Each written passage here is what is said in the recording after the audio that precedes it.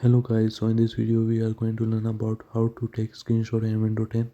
So we will press Ctrl plus print screen.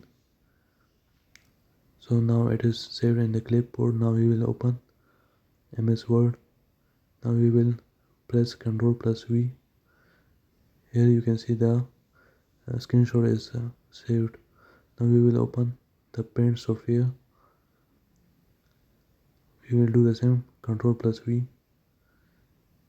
And we can also save the screenshot with the help of save as. We will give it a name, screenshot. It will be saved in the PNG format here. Now we will select the folder documents. Now here the screenshot will be saved. Now the next way of taking a screenshot is the window key plus print screen. Now we will press window plus print screen. Now as you can see, the screenshot is taken and it will automatically save in the screenshot folder. So now we will search for it in the search bar, screenshot. Here you can see the screenshot is saved in the screenshot folder. We will open the location. Here you can see this is the screenshot folder and all the screenshot taken is all saved here.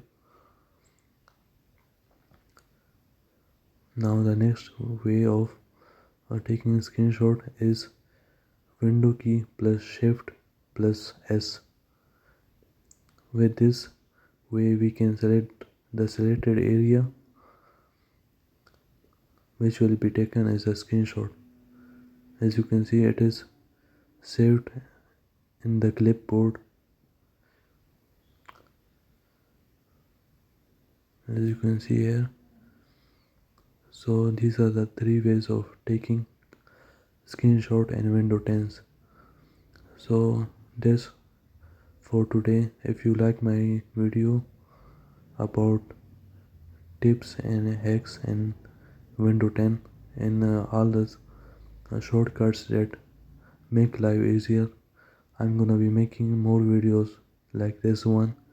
If you like my videos, please give it a like, and we will see you next time with more amazing video. Peace out.